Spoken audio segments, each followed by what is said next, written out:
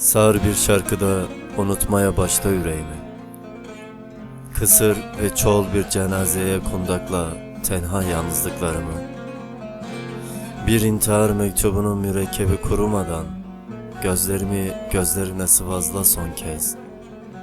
Dudaklarının kurak cennetinden vazgeçir beni ki yokluğunun cehennemini şah damarıma helal eyle. Cenazemi kaldırın bir gece vakti,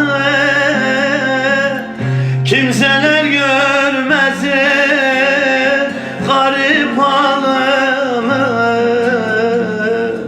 Sessizce götürün yorgun bedeni, musallada yüzü güldü desinler. Musallada yüzü güldü desinler.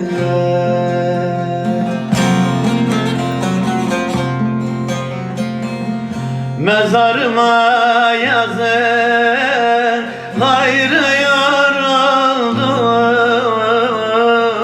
yaşadım da ölü gibi dolandım. Tükendi takatım, kalmadı halim. Musallada yüzüm güldü desinler. Mezarıma yazın gayrı yoruldum, yaşadım da ölü gibi dolandım.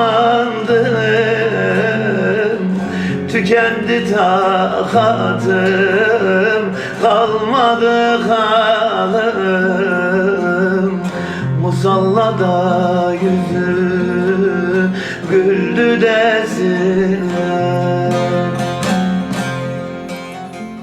Sağır gözyaşlarımı öpen Yusufçuklar hatırına beni bana bırakma ey acı. Gövdemin azınlık gölgesine vuran şapkana inat, sen beni sana intihar et.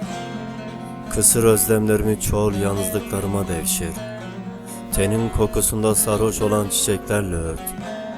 Sıvası dökülen betonların arasında anadan üryan kalmış.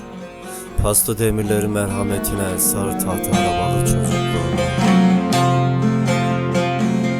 Yalvardım yakardım, duyan olmadı. Usandım canımda, bilen olmadı. Kadir Mevlam yazmış, silen olmadı. Musallada yüzü güldü desinler.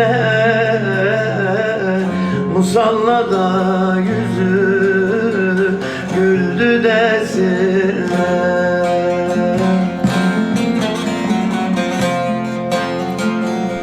Mezarıma yazın. Unutulmuş bir çocuğun yaralı düşleri sahipleniyor.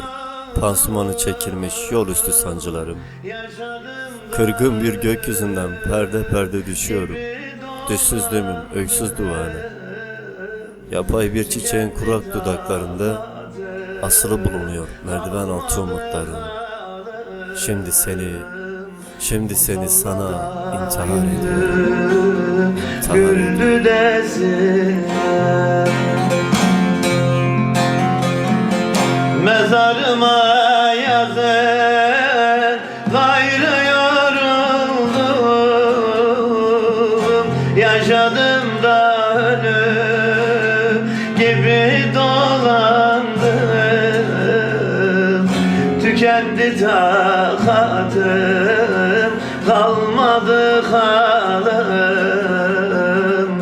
Musallada yüzü güldü desin.